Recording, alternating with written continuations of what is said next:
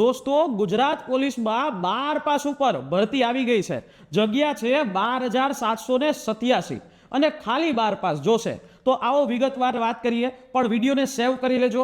બિન હથિયારધારી police constable, હથિયારધારી પોલીસ કોન્સ્ટેબલ, જેલ સિપાઈ મહિલા અને હથિયારધારી પોલીસ કોન્સ્ટેબલ SRPF અલગ અલગ જગ્યાએ આ ભરતી આવેલી છે। ફોર્મ ભરાવાના શરૂ થઈ ચૂક્યા છે। 3 ડિસેમ્બરથી 23 ડિસેમ્બર સુધી ફોર્મ ભરાશે। આ લિંક ઉપરથી ભરાશે। લાયકાતની વાત કરીએ તો ખાલી 12 પાસ જોશે અને 18 થી 33 વર્ષ સુધીના ઉમેદવારો અપ્લાય કરી શકશે। જો અહીંયા સિલેક્શન પ્રોસેસની વાત કરીએ તો પહેલા તમારું હશે દોડ, પછી તમારું જે છે શારીરિક માપદંડો જોશે, એના પછી એક્ઝામ આવશે, તેના બાદ ડીવી અને મેડિકલ અને ફાઇનલ મેરિટ લિસ્ટ। આ રીતે તમારું સિલેક્શન પ્રોસેસ છે।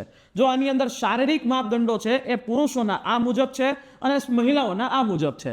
અહીંયા તમારે દોડ છે પુરુષોએ એટલે કે ભાઈઓએ 5000 મીટર 25 મિનિટમાં કરવાનું રહેશે અને 1600 મીટર બહેનોએ 9 મિનિટ 30 સેકન્ડમાં। આ એક સર્વિસમેન માટેની દોડનો માપદંડો છે।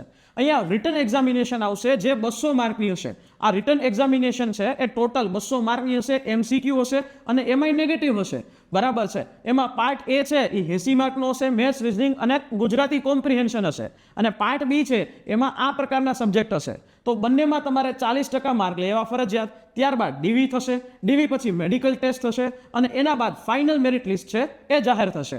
તો તમારા જે માર્ક થશે એ તમારી લેખિત પરીક્ષાના આધારે તમને સિલેક્શન મળશે। જો ગ્રાઉન્ડની એટલે કે રનિંગની ટ્રેનિંગ લેવી હોય અને રનિંગ જે છે કરીને પાસ કરવો હોય એવી 100% ગેરંટી, તો આ હેલ્પલાઇન નંબર પર કોલ કરીને તમારું નામ રજીસ્ટર કરાવી દેજો અને તૈયારી કરવા માટે નીચે આપેલી હેલ્પલાઇન નંબર પર કોલ કરીને સમગ્ર માહિતી લઈ શકો છો। ઘર બેઠા તૈયારી થઈ શકે છે।